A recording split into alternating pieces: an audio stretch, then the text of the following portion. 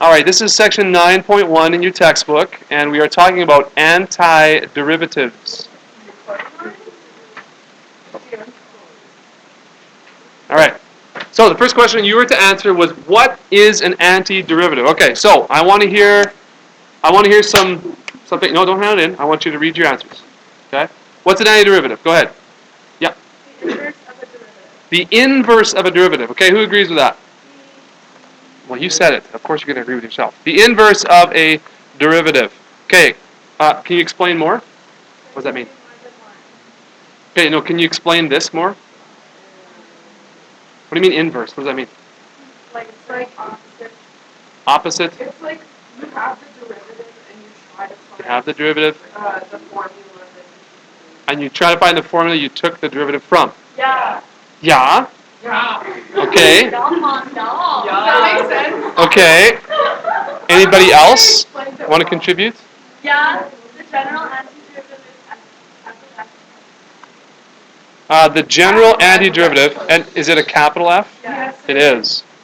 Capital F of x. Now, usually antiderivatives are symbolized by a capital F. If the lowercase little f is the function, the antiderivative would be capital F. Okay? So the capital F function would be the antiderivative. Okay? The most general is plus c. You probably don't understand what that is yet, so we'll talk about that soon. Another way to put this, the derivative of the antiderivative equals the original function. What? What? So if you have the antiderivative and you take the derivative of it, you get the original function. Okay, so let's keep going. 5 examples of functions. Okay, what's one example? The simplest one that you have there. X squared. Okay, what is this? This is a function, and so this is f of x. Okay, and what is the antiderivative of x squared? 1 over 2x. Okay, that's wrong. Yes. 1 over 3x. Thank you. 1 over 3x cubed. That is correct. Now, okay, everything got really quiet there. So, if you don't know how you got that right now, that's okay. That's what I'm going to go over today. But what about another example? Is there anything else you found? Okay, so the antiderivative of sine x, okay, is what? Negative, that's correct. Negative cos x. Okay, well, we won't do plus c's, just I'll explain the plus c in a bit. Okay, very good. What about another one? One more. Let's do one more. Anybody? Okay, so 5x squared. 5 over 3x cubed. Okay, so my question is, do any of you see the pattern here between these two derivatives and antiderivative pairs here? Because there's a rule, like there's a method defining the antiderivative for just a regular kind of, one single term with a power. And let's look at this for example. So capital F of x here. If I take the derivative of this one, right, what do? This number comes down, so that would be 3 over 3, and I subtract 1. So you see how that gets 1x squared, yeah? Okay. So if you recognize the pattern, that's great. So here's my question for you. This is going to be one hopefully you don't have. But what about this? 2x to the 5th. What is the antiderivative of that? I just want to see if any of you can kind of apply this here now. And again, I haven't gone over this rule yet, but I just want to see if you're able to kind of look at the pattern and do this. Does anyone know what the antiderivative of this function right here would be? 2 over 5. We've got some disagreement here. 2 over, what did you say? 2 over 6? Okay, is it 2 over 5 or 2 over 6? What is it? 2 over 6, that's correct. Now we'll simplify this, right? 2 over 6, we can simplify that. But, what do I write now? X to the 6, good. Okay, so we're getting the pattern here. We want to add 1 here, and we want to divide by whatever this exponent is, plus 1, right? So whatever the exponent ends up to be, that's what we put in here. So the This is 1/3 x to the 6. Okay. Yes, very good. All right, let's move on through the questions here. What did you find out about a difference between an integral and an antiderivative? How do those two compare? What did you find there? Anybody read out their answer?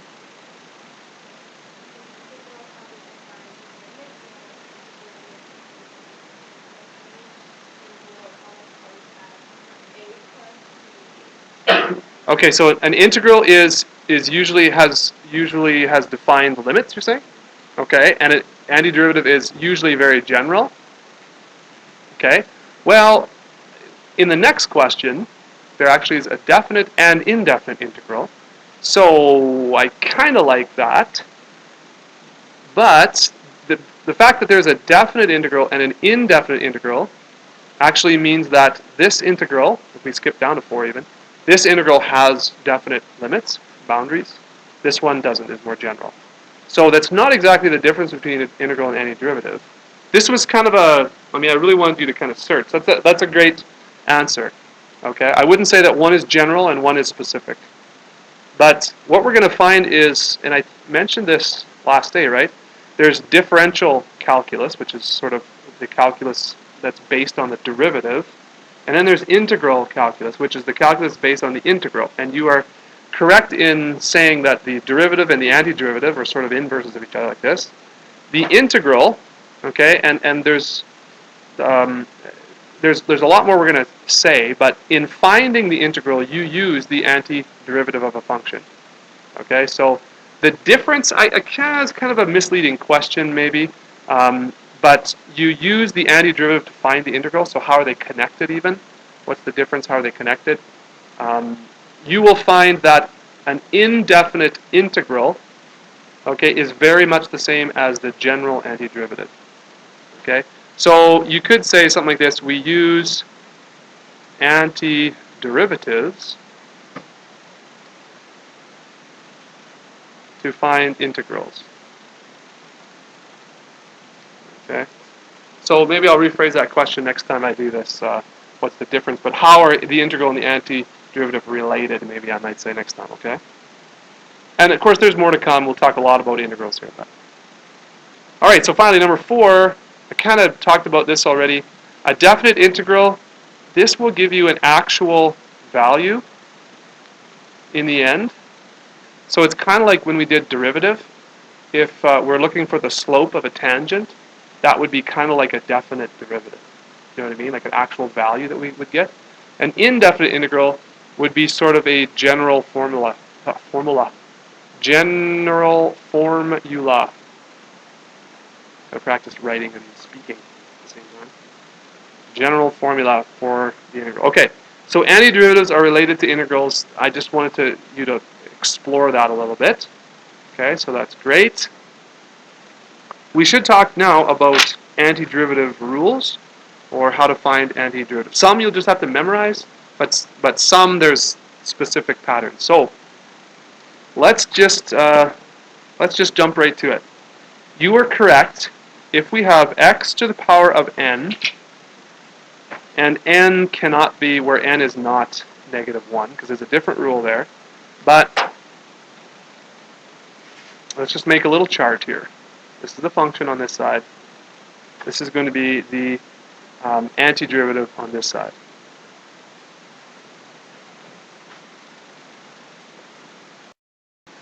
All right, so the rule is the antiderivative, we kind of have to go backwards from finding the derivative, right?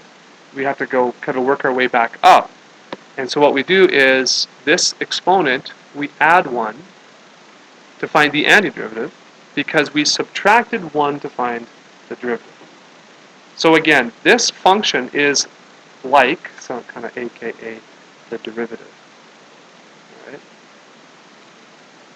And this antiderivative is sort of like and I kind of want to call it the, I don't know, parent function. I don't know if that's the best way to put that, but the mother function, yeah, parent, yeah, mother function. That is true. Parent function, that's just a little more proper. Thanks a lot. for bringing the class down. Not as classy anymore. Subscribers. We need a song about some other songs. Yeah, maybe a mother function song will appear. It's pushing the limits just a little bit. I don't know these songs, you guys. If you're watching this video, check out my songs. Right, students? Right. Okay. Wrong. Okay, let's keep going. So, what else do we do? We're not done here, right? We're not done. What else do we do here? Yeah, we divide the constant by or multiply by 1 over this, whatever this n plus 1 is. Okay? So that is kind of your general formula for finding the antiderivative there. Okay, let's try this. Natural logarithm of x, and I'm going to say the absolute value, because that's kind of the most general term. What is the derivative of ln of x, remember?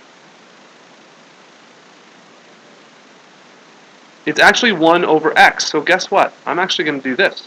See that? Started with ln of x.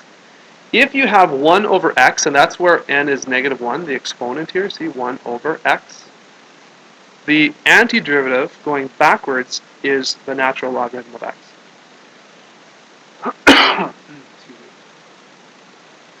So if you have, f of x equals 1 over x, and I'm asking you to find the antiderivative, which is, again, it's capital F of x usually, then you would say, hey, I know what that is. It's the absolute value of ln of x. Or just ln of x for now is fine. Okay, but that's the antiderivative. Because remember, if you take the derivative of this, you should get that. Okay? You guys good? Okay. Do you want me to show you how that works? Let me just take a little break here. This right here. Do you want me to prove this to you? No? Okay, I will anyway. Let's take the derivative of 1 over n plus 1 of x to the power of n plus 1. If I take the derivative of that, or dy over dx of this, what would I do? I would take this, and I would bring it down and multiply it in front. So I have n plus 1 over n plus 1. Then I would take this n plus 1, and I would subtract 1 from it. That's the power rule in finding derivative, right? This is 1. That's x to the power of n. See that? So if you take the derivative of this one, you will get this. Got it? Yeah? All right. All right. What about, here we go. E to the power of x. What's the antiderivative of e to the power of x? This one is super tough. Oh, I know. Oh. Yes, it's e to the power of x. Remember, e to the power of x is its own derivative, and so it's also its own antiderivative. Now, what if we had a constant in front of x, like a k right here? So e to the power of kx, like let's say it's e to the power of 3x or something like that. What would we do? We'd have to do chain rule, right? So, here it is, 1 over k times e to the kx. That is the antiderivative. So if we had, for example, let's get rid of this stuff here.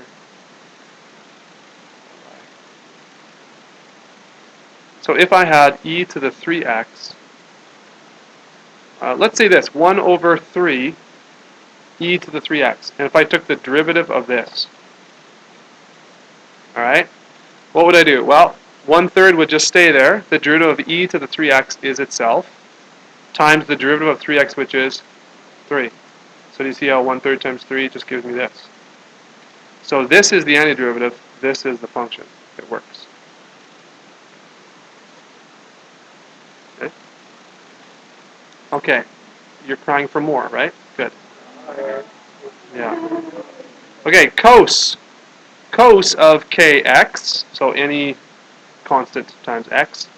The antiderivative is 1 over k sine x. Okay. Okay. Okay. Okay. Okay, what about sine of kx? The antiderivative is negative 1 over k cos kx. Because remember, the derivative of cos is negative sine. So if you have a positive sign, that must come from a negative cos. Ooh, I know, your mind's blown. Darn. That makes a lot of sense. Okay. Ready for some examples? No? Good. I don't want to apply what I've learned. 2x squared minus x plus 7.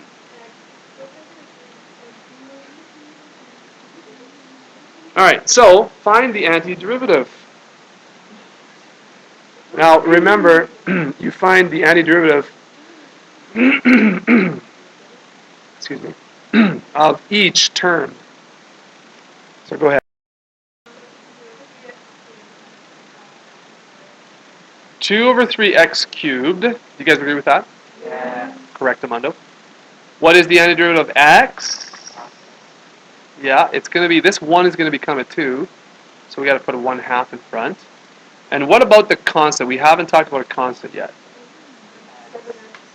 It is going to be 7x. So think about it. The derivative of 7x is 7.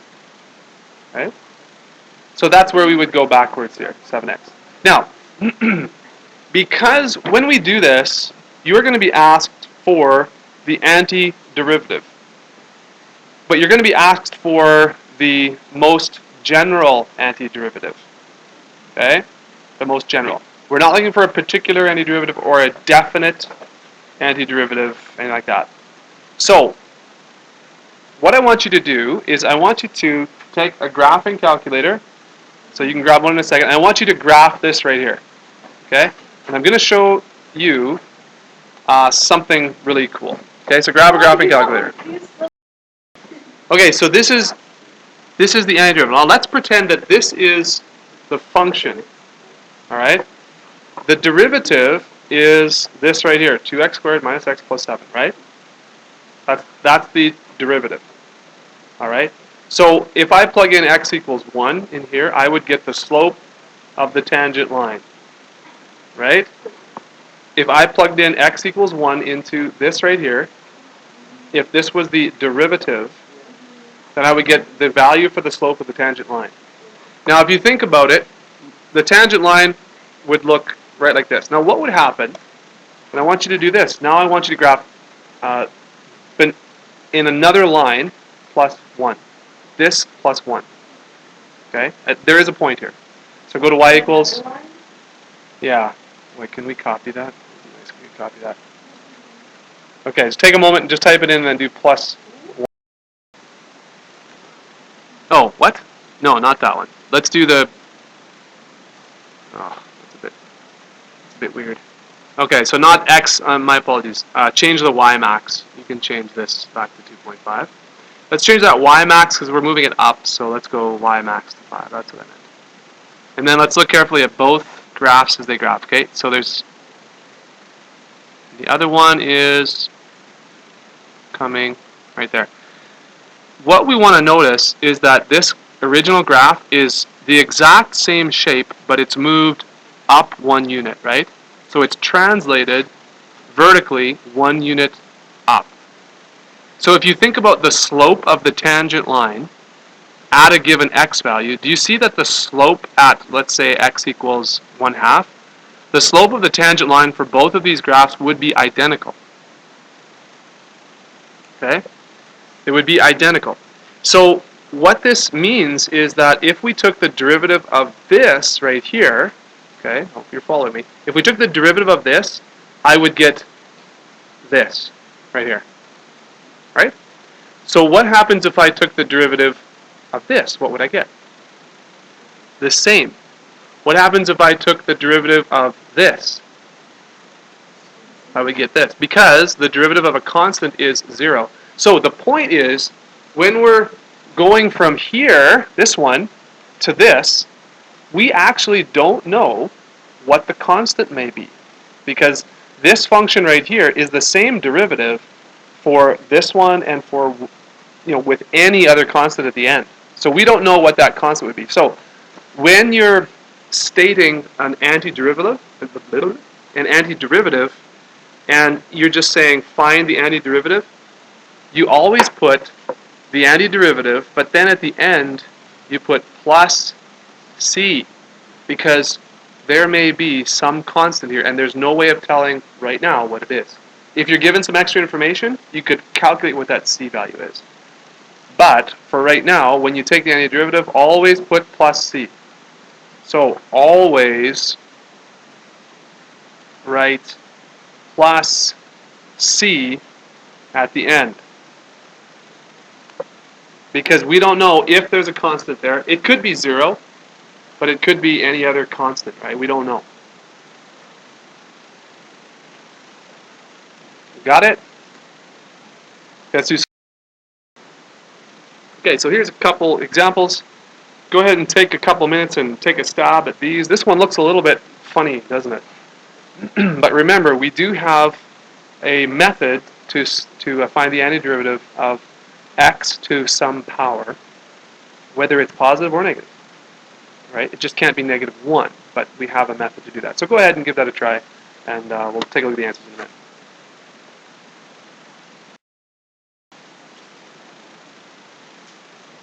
Okay, so this is the first one. Most of you got that first one correct. The second one here, you want to rewrite these with the negative exponents, because you can't use ln here because it's not x to the positive 1 down here. Okay, so rewrite them with negative exponents. Then do your your power antiderivative rule there. So we'll add 1 to 4. So this is going to be x to the -4 plus 1 times 1 over -4 plus 1. So I'm just showing you each step, the long version of this answer. Okay. This is going to be x to the 3 plus 1, and it's going to be times 1 over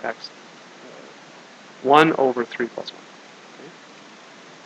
This is going to be x to the -2 plus 1, and 1 over -2 plus 1 over here. So this is going to be, what, -1/3, and x to the -3 plus 1 over 4, x to the 4, plus 1 over -1, x to the -1. So if we simplify that now, this is going to be -1 over 3, and you could write it as cubed root x. That's fine, right? Because that's going to be x. Oh, my bad. That's right. It's just regular x cubed down there. So 3x to the positive 3 plus, this is just going to stay the same. This is going to be minus 1 over x.